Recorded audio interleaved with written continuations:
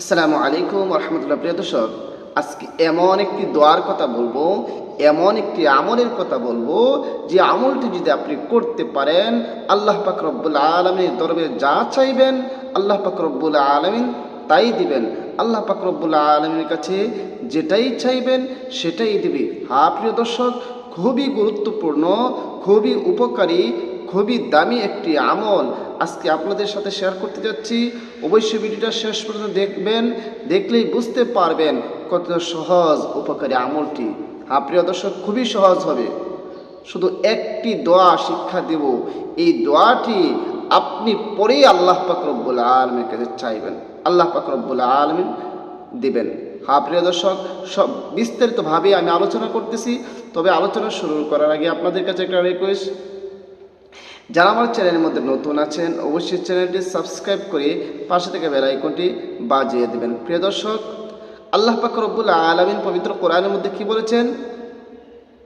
উদউনি আস্তাজিব লাকুম, হে আমার বান্দারা, তোমরা আমাকে ডাকো, আমি তোমাদের ডাকে সাড়া দিব। কিন্তু আমরা আল্লাহ পাক রব্বুল আলামিনকে ডাকার মতো ডাকতেছি না, আল্লাহ পাক রব্বুল আলামিনকে সঠিকভাবে ডাকতেছি না। এই জন্য আল্লাহ পাক রব্বুল আলামিন আমাদের ডাকে সাড়া দিচ্ছেন না, আমাদের মনের বাসনাগুলো পূরণ হচ্ছে না, মনের আশাগুলো পূরণ হচ্ছে না। বিভিন্নভাবে দোয়া করতেছি, দোয়া কবুল হচ্ছে না। হ্যাঁ ভাই, প্রতিটা জিনিসের নিয়ম আছে, প্রতিটা জিনিসের সিস্টেম আছে। আপনি যে সিস্টেম মতো কোনো কিছু করেন সেটা অবশ্যই অবশ্যই গ্রহণযোগ্য হবে। সুতরাং আজকে আপনাকে এমন একটি দোয়া শিক্ষা দিব, যে দোয়াটি পড়ে আপনি যদি আল্লাহ পাক রব্বুল আলামিনের কাছে চান, যা চাইবেন তাই দিবে। সেই দোয়াটা কি, আসুন আমরা একটু জেনে নিই। কীভাবে আমল করবেন সেটা বলতেছি, আগে আমরা দোয়াটা একটু শিখে নিই। সবাই দোয়াটা শিখে নিব ইনশাআল্লাহ। আগে দোয়াটা শিখে নিই, এরপরে আমল কথা বলবো, কিভাবে আমল করবেন, কিভাবে, যেটাকে ইসমে আজম বলা হয়। অর্থাৎ ইসমে আজমের মাধ্যমে যখন আল্লাহ পাক রব্বুল আলামিনকে ডাকা হয়, আল্লাহ পাক রব্বুল আলামিন তার ডাকে সাড়া দেয়। আসুন ইসমে আজমটা আমরা একটু পড়ে নিই।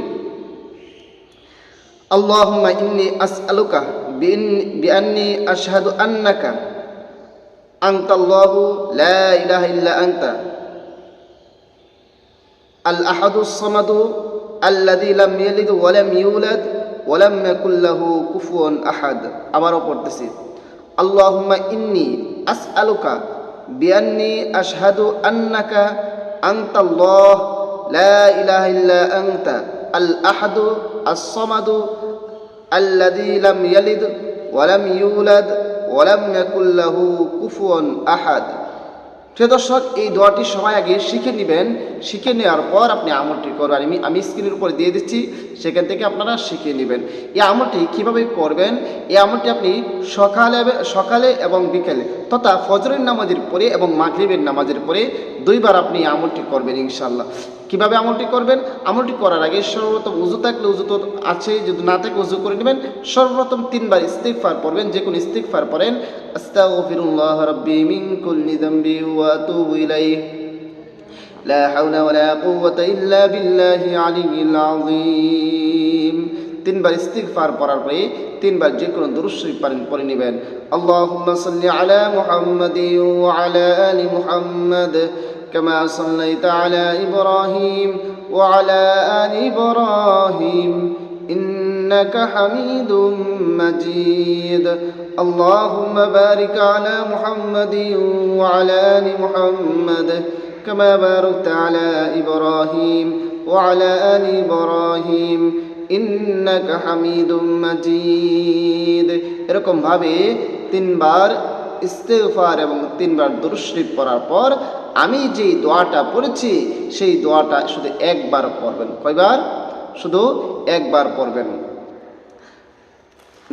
দোয়াটা স্ক্রিনের মধ্যে আমি লিখে দিয়েছি, সেখান থেকে পড়বেন। আবারও এখানে বলতেছি, আল্লাহুম্মা ইন্নী আসআলুকা বিআন্নী আশহাদু আন্নাকা আনতাল্লাহু লা ইলাহা ইল্লা আনতা আল আহাদু as-সামাদু আল্লাযী লাম ইয়ালিদ ওয়া লাম ইউলাদ ولم يكن له كفوا أحد একবার পরে আবার শেষে যে কোনো দুরূদ শরীফ পারেন 3 বার পড়ে নেবেন। সাল্লাল্লাহু আলাইহি ওয়াসাল্লাম, সাল্লাল্লাহু আলাইহি ওয়াসাল্লাম, সাল্লাল্লাহু আলাইহি ওয়াসাল্লাম। আপনি সকাল বিকালে এই আমলটি করে মহান আল্লাহ পাক রব্বুল আলামিনের দরবারে যা চাইবেন আল্লাহ পাক রব্বুল আলামিন তাই দেবেন। আল্লাহর উপর পূর্ণ আস্থা রেখে এই ইসমে আজমের আমলটি করে আল্লাহ পাক রব্বুল আলামিনের কাছে চান, আপনার মনের আশা, মনের আকাঙ্ক্ষা, মনের বাসনা সব পূরণ হয়ে যাবে। প্রিয় দর্শক, খুবই সহজ এবং উপকারী আমলটি সবাই শেয়ার করে দেবেন যেন সবাই শিখে রাখতে পারে এবং সবাই উপকৃত হতে পারে। আপনার মাধ্যমে যদি একজন উপকৃত হয় অবশ্যই অবশ্যই আপনি সবের ভাগীদার হবেন। প্রিয় দর্শক, সবাইকে অসংখ্য ধন্যবাদ ভিডিওটি দেখার জন্য। আসসালামু আলাইকুম ওয়া রাহমাতুল্লাহ।